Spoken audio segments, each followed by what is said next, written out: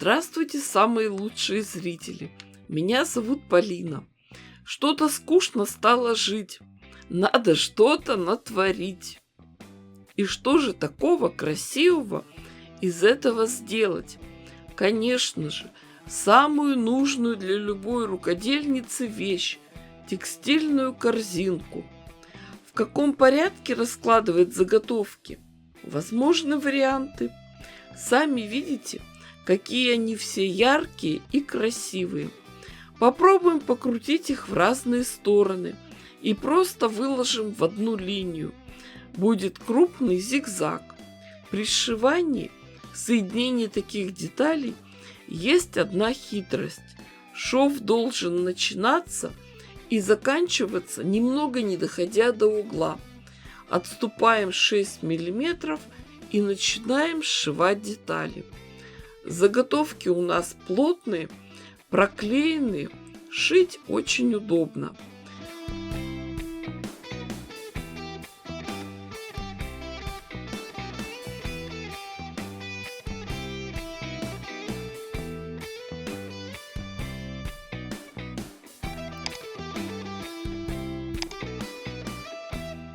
Можно сначала соединить все детали попарно, потом развернуть, проутюжить или хотя бы тщательно расправить швы ногтем и продолжить работу. Собираем длинную полосу, которую потом замыкаем в кольцо.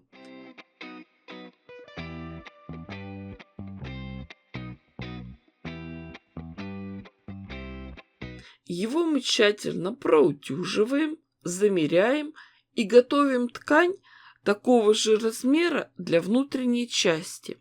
Я взяла лен, он более плотный и хорошо держит форму.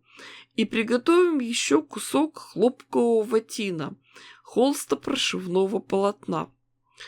Поработаем с внутренней частью. Немного прошьем, простегаем ткань с розочками, с ватином. Просто так будет удобнее работать дальше. Внутренняя часть готова, прошита и тоже замкнута в кольцо. Наружную лоскутную деталь вывернем и вставим в нее плотную внутреннюю. Все детали сошьем между собой, по краю проложим строчку.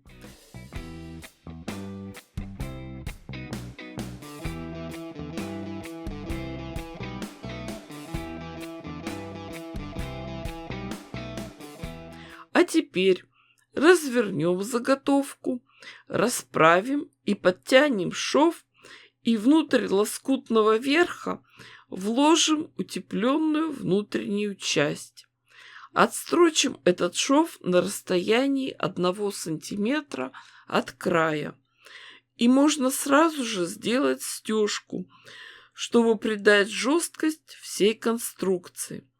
Чтобы у нас все швы получались ровными, параллельными, на одном расстоянии, можно ориентироваться на разметку на корпусе швейной машинки. Творчество должно приносить радость. Хочется шить, а не бегать постоянно с линейкой. Деталь отшитая, простеганная, проутюженная. Замеряем ее размер. Сложенная вдвое 53 сантиметра. Значит, длина окружности 106 сантиметров. Вспоминаем уроки геометрии. Длину окружности делим на число π 3,14 и получаем диаметр нужного круга, примерно 33 сантиметра. Но нам надо еще учесть и припуски на швы. Как без специальных инструментов сделать круг нужного диаметра? Элементарно, Ватсон. Все-таки хорошо, что еще не все заменил интернет. И газеты еще печатают. Складываем газету уголочком, отмеряем 17 сантиметров и отрезаем лишнее. Выкройка круга готова. Можно сразу же проверить, подходит ли она, и внести коррективы. вырежем 3 такие детали. Одна из темно-синей, это наружное дно, потом ватин и ткань с розочками, внутренняя часть донышка. Естественно, надо их прошить, простегать.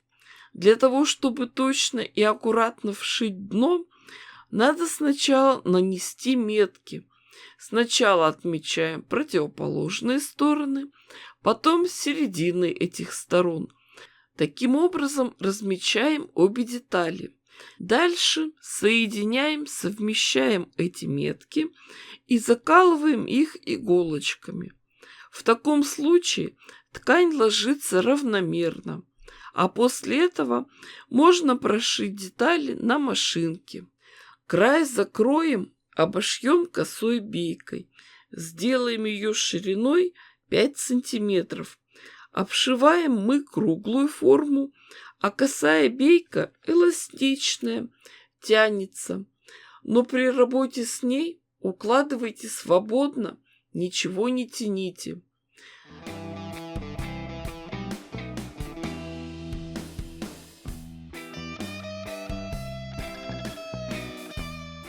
Дальше бейку отгибаем на другую сторону. Она очень легко и хорошо ложится. Делаем двойной подгиб, и остается только подшить открытый край. Можно вручную, а можно на швейной машинке. Вроде бы все. Готово. Большая текстильная корзинка. Но мои прошлые модели раскритиковали. Сказали, что нужны ручки. Хорошо. Довели меня до ручки. Выкроила 2 полоски ткани шириной 10 сантиметров, длиной 45. Думаю, что этого хватит. Эти полоски сложим вдоль пополам, подогнем внутрь края и отстрочим с обеих сторон. Наметим места пришивания ручек. От центра по 7 сантиметров с каждой стороны. Как пришивать ручки? Укладываем в нужное место открытым срезом наверх. Прошиваем несколько раз. Потом отгибаем ее наверх и прошиваем конвертиком.